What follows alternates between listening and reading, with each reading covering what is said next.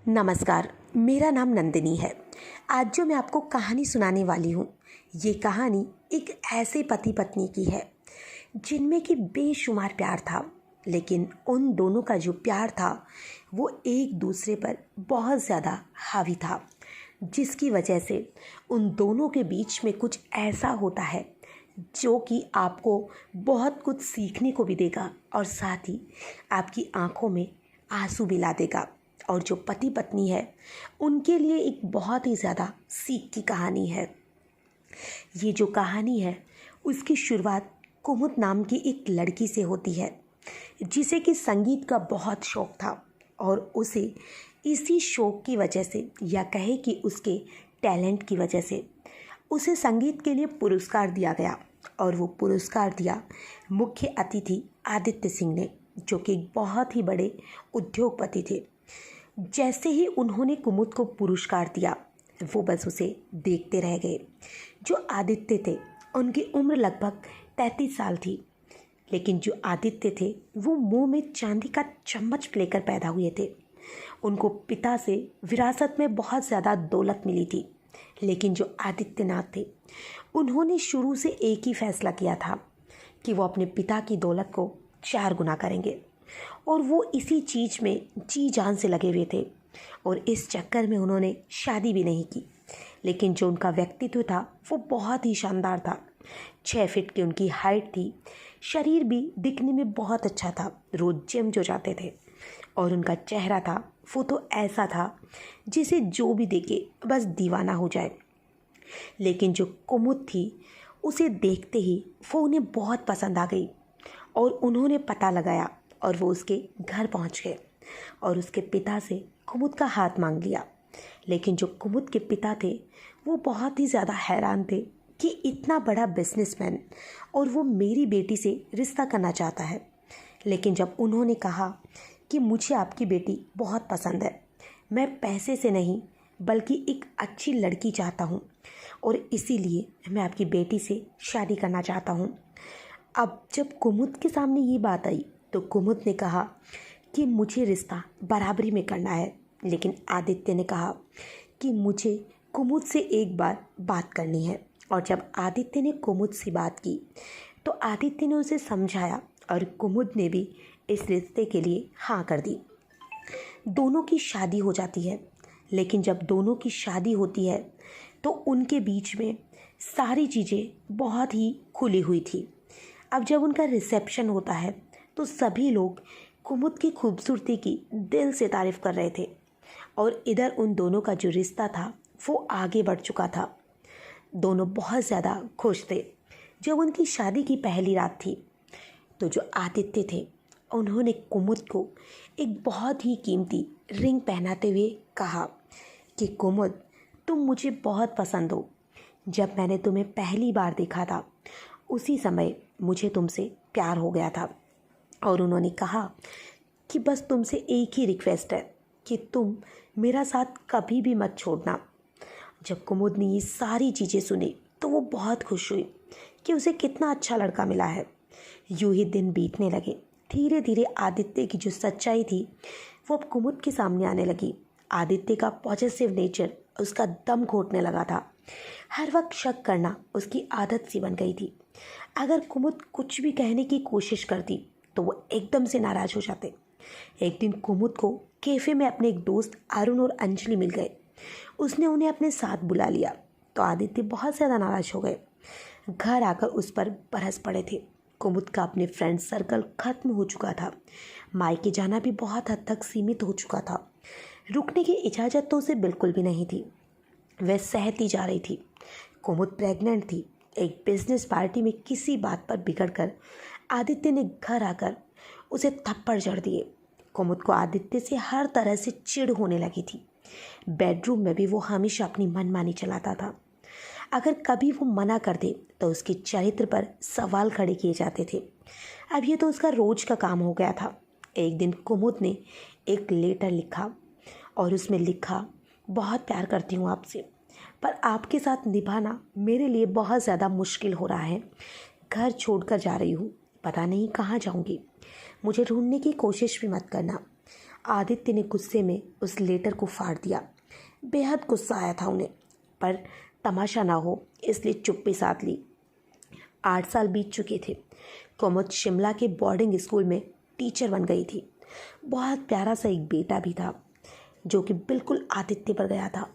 उसे देखकर कुमुद के मन में एक कसक उठती थी कि काश वो दोनों साथ रहते, और उनका वो प्यार था वो खत्म हो गया था।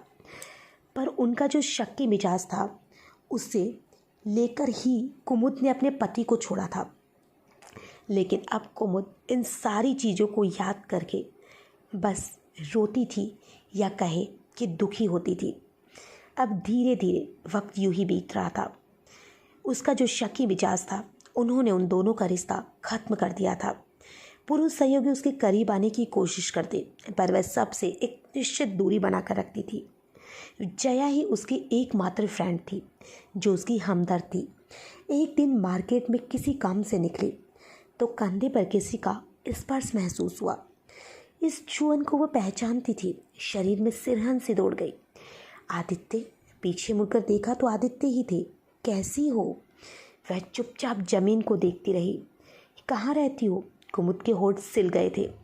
वह चुपचाप चलने लगी। आदित्य भी साथ चल रहे थे। सोच रही थी आदित्य बिल्कुल भी नहीं बदले। वही रूबेला चेहरा, वही स्मार्टनेस, सब कुछ 8 साल पहले जैसा। कहना चाहती थी कि हमारे रास्ते अलग हो चुके हैं, पर वो कह नहीं पाई। घर पहुंच गई। शांताबाई कन्नू का ख्याल रखती थी। आदित्य को देखकर चौंक गई। मम्मा, आप आ गए। मेरा फेवरेट चॉकलेट लेकर आए हो ना? कन्नू अंदर से दौड़ कर आया। अगले ही पल आदित्य को देखकर झेप गया। आदित्य उसे देखकर हड़बड़ रह गया। ऐसा लगा जैसे कि उसका बचपन उसके सामने खड़ा था। आदित्य की आंखें भर आई। कन्नू मम्मी के पीछे खड़ा हो गया। शांताबाई को घर जाने को कहकर वह किचन में चली गई। सोच में डूब गई। कन्नू को कह दूं कि ये तुम्हारे पापा है। ग्रीन टी बनाकर बाहर आई। आदित्य सोफे पर बैठे हुए थे। तुम्हें अब तक मेरी पसंद याद है? उनकी आवाज़ में व्यंग्य था।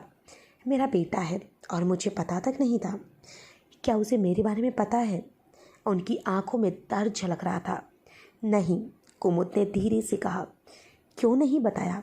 उनकी आवाज़ में कपकपाहट थी। क्या नाम रखा है? कन्नू, कुमुद ने कहा। कुमुद ने कन्नू को आवाज़ दी। कन्नू, मेरा बच्चा। कन्नू बाहर आकर उसे सट कर बैठ गया। बेटा, पापा है आपके, पापा। कुमुद ने उसे आदित्य के सामने खड़ा कर दिया। आदित्य ने बाहें फैलाई। कन्नू दौड़कर उनकी गोद में चढ़ गया। आदित्य बहुत देर तक उसे चूमते रहे और उसे गले से लगा लिया। पापा कहाँ थे? मैं आपको रोज मिस करता था। आप क्यों नहीं आए? आदित्य ने उसे सीने में लगा लिया। कुमुद की तरह देखते हुए बोले, बेटे, मैं बाहर गया हुआ था। आपको मेरी याद नहीं आई? बहुत आई थी। लव यू पापा। आदित्य की आंखें भर आई। कुमुद उठकर बेडरूम में चली गई। और अब जो आदित्य था वो बस अपने बेटे को देखे जा रहे थे और कन्नू की बातें सुने जा रहे थे। आदित्य बड़े धैर्य से कन्नू के मासूम सवालों का जवाब दे रहे थे। रात हो चुकी थी। आदित्य उठ खड़े हुए। कहाँ जा रहे हो? कुमुद ने कहा। होटल में रुका हुआ हूँ। कुमुद ने कहा, तो यहीं रुक जाइए। रुक जाऊँ? मुझे बर्दाश्त कर सकोगी? आदित्य का स्वर बहुत ही दर्द भरा था। कन्नू पापा से चिपक गया। पापा यहीं रहेंगे। कुमुद डिनर बना चुकी थी। आदित्य का फेवरेट मटर पनीर, सूखे आलू, बूंदी का रायता, मीठे में खीर। आदित्य खुद खाते खाते कन्नू को खिला रहे थे। खाने के बाद कन्नू पापा से गप्पे लड़ाते हुए उनकी गोद में सो गया। कन्नू को बेड पर लिटाकर आदित्य ड्राइंग रूम में कुमुद के सामने आकर बैठ गई। कुमुद सिर झुकाए बैठी हुई थी। तुम्हारे जाने के बाद बहुत तलाश किया तुम्हें। अब तक अकेले हैं आप? कुमुद बोली। क्या करता, बेपनाह मोहब्बत थी तुमसे, पर मैं गलत था। जब कोई चीज़ हद से गुजर जाती है तो वो घुटन पैदा कर देती है। पापा तो चाहते थे कि दूसरी शादी कर लूँ, पर तुम्हारी दी हुई चोट भुला ही नहीं पाया। तुम्हें कोई नहीं मिला अब तक। प्यार सिर्फ आपने किया था, और मेरा प्यार। कुमुद तड़प उठी। ऐसा होता तो यूं नहीं छोड़ देती मुझे। आपकी आदतों से नफरत थी, आपसे नहीं। कुमुद की आंखें भर आई। वह वहाँ खड़ी होकर बस देखे जा रही थी और वो किचन में आकर अपने आंसू पोंछने लगी। आदित्य ने अपना कोट उतारकर सोफे पर रख दिया। वह ध्यान से कुमुद को देख रहा था और उसका रूप उतना ही ताजा निखरा हुआ था जितना 8 साल पहले था। उन्होंने सिगरेट निकाली और एक गहरा कस लिया। कुमुद ने कहा, सिगरेट कब से पीने लग गए आप? तुम थी तो तुम्हारा नशा ही बहुत था, इसकी ज़रूरत नहीं थी, पर मुझे जीना ही नहीं आया। उनका स्वर बेहद थका हुआ था और उदास था।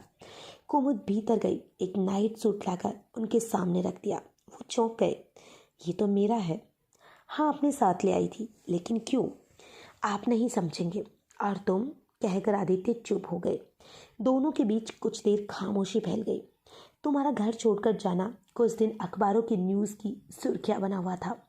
मैंने कोई बयान नहीं दिया, खुद तुम्हें तलाश करता रहा, साथ में सोचता रहा। शायद तुम बेवफा थी। जब मैं नहीं तो मेरे बच्चे को भी तुमने शायद।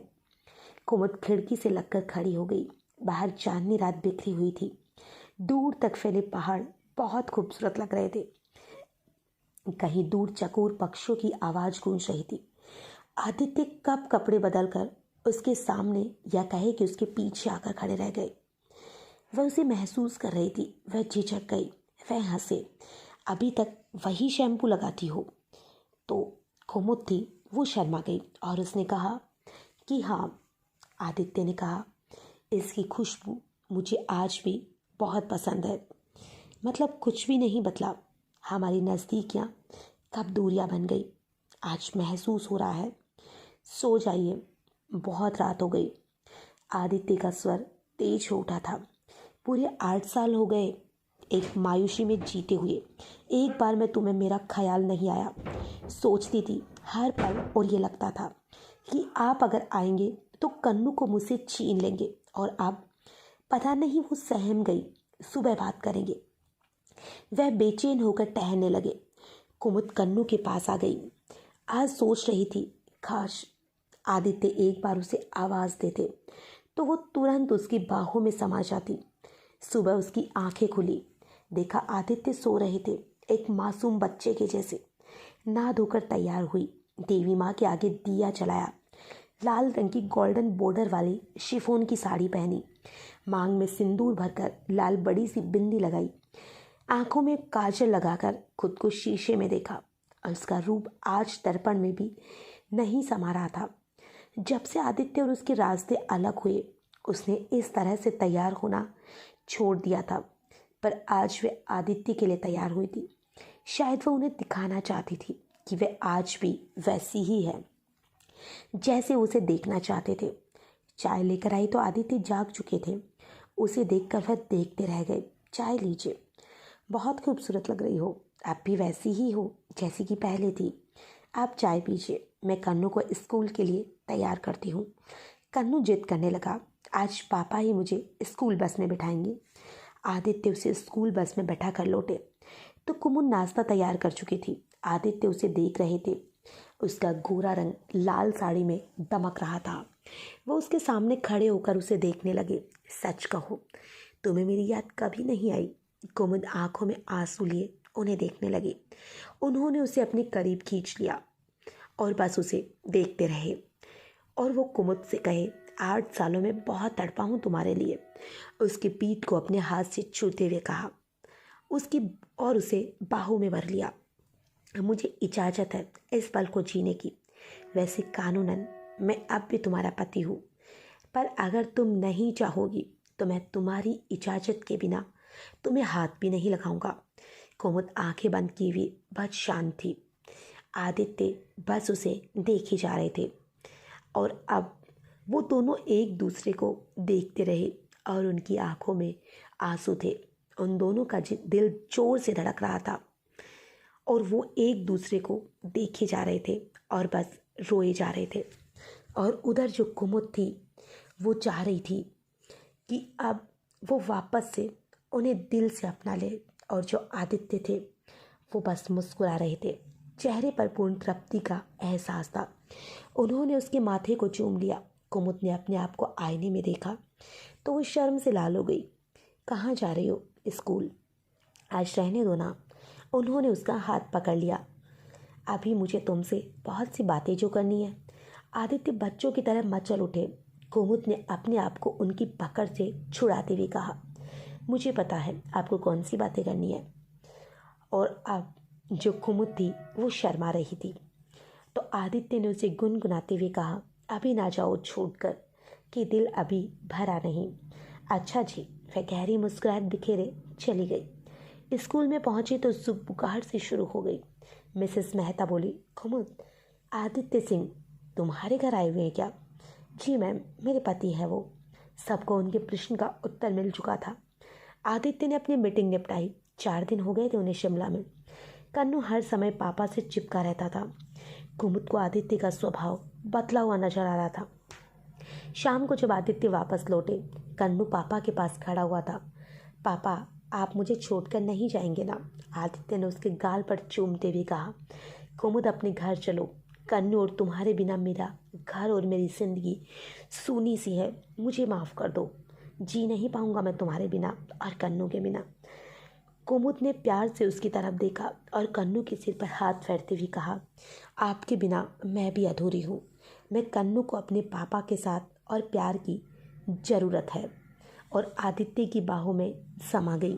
तो दोस्तों, पति पत्नी का जो प्यार है वो बहुत ही अनमोल होता है, लेकिन कई बार उनमें जो बेवजह का शक होता है या जो एक दूसरे पर हावी होना होता है, वो इस रिश्ते को